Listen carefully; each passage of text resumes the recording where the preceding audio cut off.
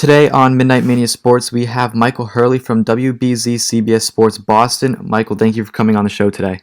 Yeah, happy to. Thanks for having me. So my first question for you is, how did you get your career started with CBS Sports?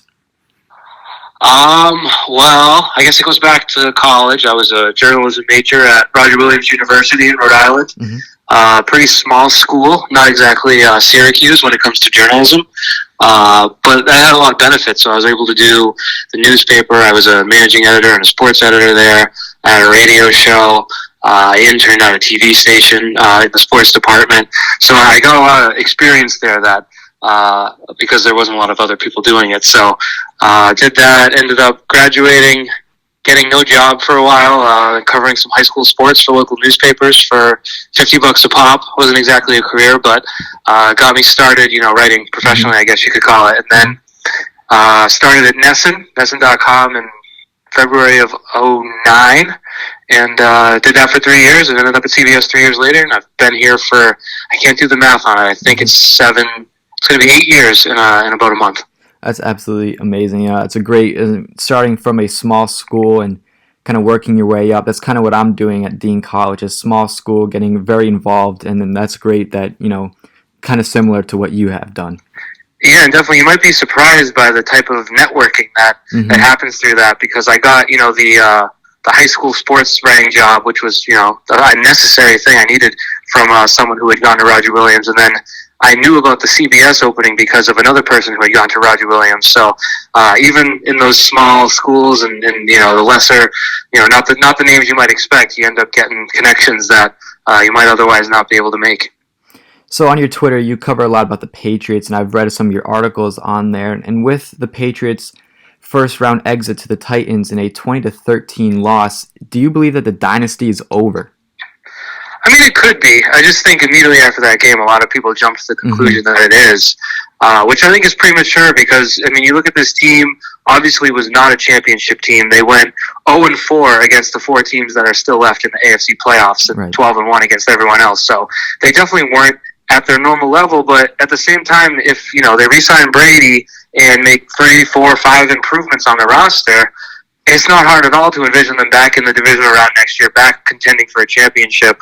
I think people are just sort of shocked to see them go out so early that they sort of react and jump to certain conclusions. But there's certainly some variables at play, but I'm not going to declare it dead right now until, if Brady moves on, then I think it's a different story. But I could definitely see them coming back, improving a little bit, and being a real AFC power next year.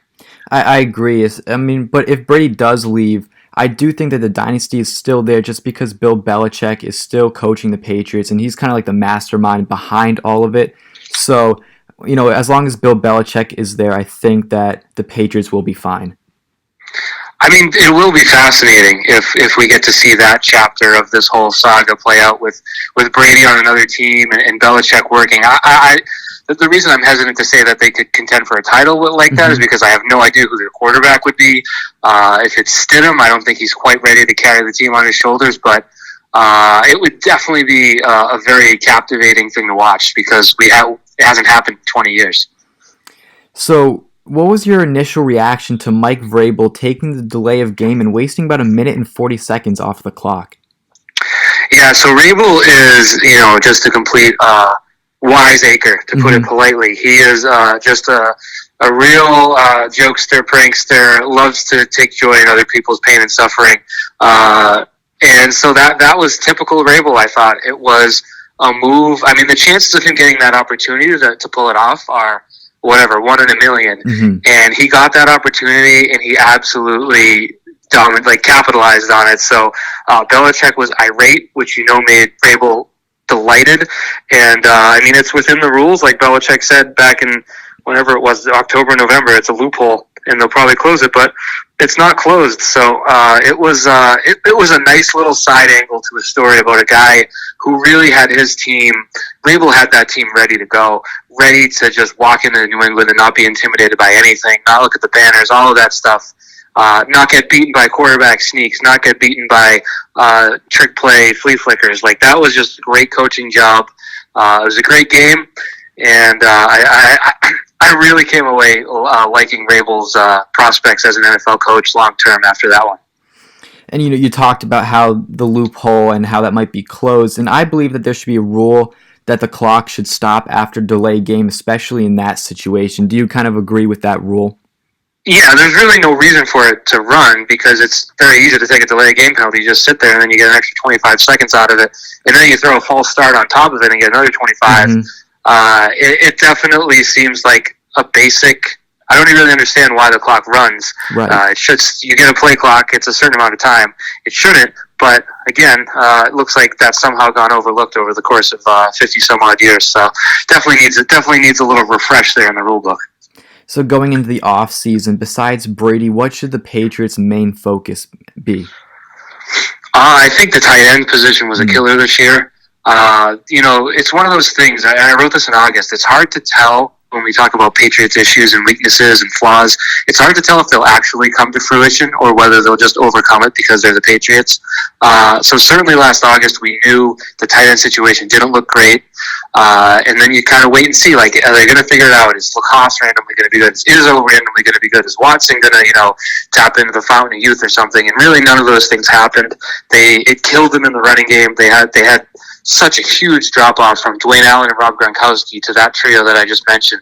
I think they missed out on a lot of good tight ends in the draft last year, and that has to be priority number one this year because it's not just the pass-catching aspect, it's the way the whole offense runs. They were shorthanded in that area, and it was a sort of an oversight. So I would start there at tight end and then, add a receiver who's capable, not like, a Demaryius Thomas or any of the other, shots in the dark on Antonio Brown they made. You need to get a reliable, basically a major improvement to Philip Dorsett, someone who could be out there, catch third downs, convert third downs, move the chains, especially because you kind of have to factor in Julian Edelman probably won't be able to replicate his age 33 season, so you're going to need to start really upgrading there, and I think, honestly, you do that, and you're going to be at least as good as you were this year, if not better.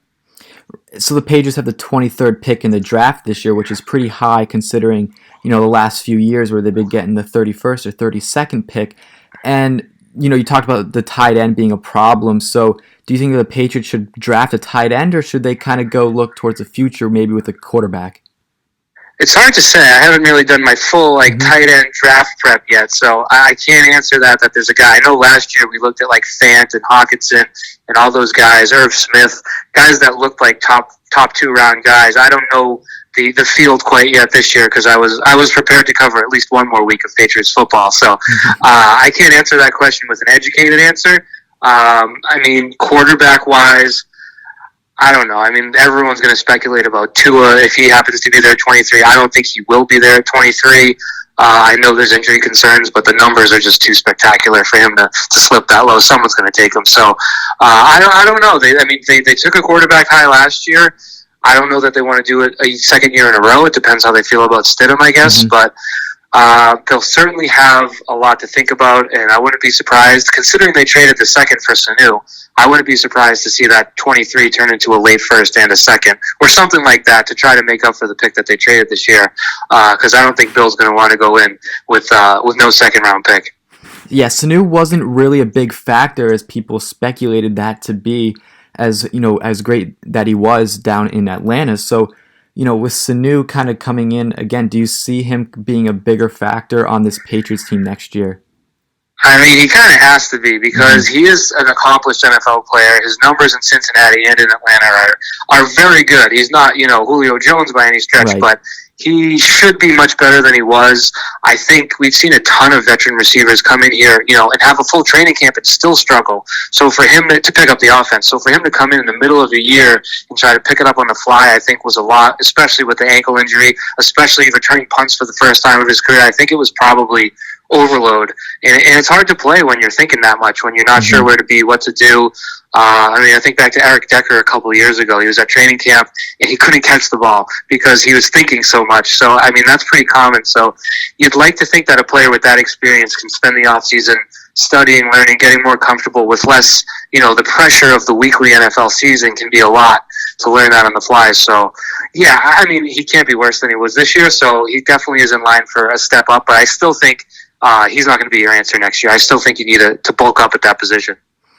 All eyes are going to be on the Patriots this offseason, but transitioning over to the NBA, the Celtics lost last night to the Wizards 99-94. So what is the problem for this young team with the losing to a team with a 12-24 record? A 12-24 record, and their star player being out, and there's a whole lot of reasons the Celtics should have won that game. But I mean, I look at that game as they shot 37.5% from the field. They missed a lot of shots. Brad Stevens always says he doesn't lose sleep over missed shots. So I'd like to think that it's sort of a bad night, a bad showing, because we've seen them play much better than that. I still go every which way, whether they're actually going to be Eastern Conference contenders or whether they're going to run into a team in the playoffs when everything matters a little bit more and their opponent's going to be sort of dialed up a notch or two, if they actually are going to be on that level. But they've got the next couple months to figure it out. And I don't know, they've been fun to watch, I think. I mean, in terms of comparisons of year to year, they've been much more enjoyable to watch each and every night this year, last night notwithstanding.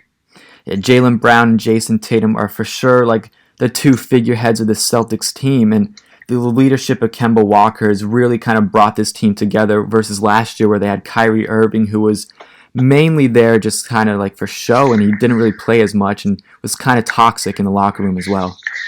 Yeah, and what I like about Kemba is, he's getting his points. He's averaging over 20 points a game, but he is seemingly completely content when Jalen's on a hot night or Jason's on a hot night to just sort of sit back and let them take over, which I don't think Kyrie had in his DNA at all. Kyrie is an alpha ball dominant guy, whereas Kemba played 10 years or whatever in Charlotte as that guy without great teammates to carry him to wins. So I think the whole experience he's enjoying. That's where the leadership comes in. He wants those guys to be great because it makes the team better, and that was so sorely missing before. And we've heard reports that when Kyrie was out 2 years ago and the Celtics were in their Eastern Conference Finals run, he was a grump about it. He was miserable watching them succeed without him. So that would seemingly be in line with Kyrie, and that seems like the absolute antithesis of what Kemba's about. And Taco Fall is kind of like a big headline for the Celtics team, and he was voted by a lot of people to be in the All-Star game. What are your initial thoughts on Taco Fall in the All-Star game? I mean, I very rarely watch the All-Star game in terms of more than 5 minutes to check in and see what it looks like. So I'm all for it. It's another sort of fun story that I think sports these days generally lacks. I don't know how closely you followed John Scott making the All-Star game in the NHL a few years ago, but it started out as a joke, and it drove the NHL insane, and then he ended up getting All-Star MVP out of it. So these things can be fun.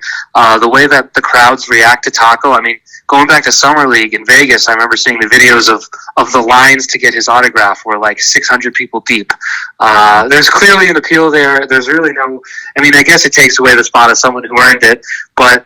I mean, it's an all-star game. It's not the most important thing in the world, so I'm all for it. Yeah, it's not the most important thing, like you said. It's all-star game and all-star weekends more for the fun and showboating of the NBA to kind of bring some viewers in, because they've been kind of going in a downward spiral with views in the last few years. Right, and I mean, what's he going to do? Ruin the integrity of the game where nobody plays defense, where the scores are like 196 to 185? It's there's no reason to be against that, unless you're the guy who gets left off the roster for Taco Fall. I would probably be against it in that case.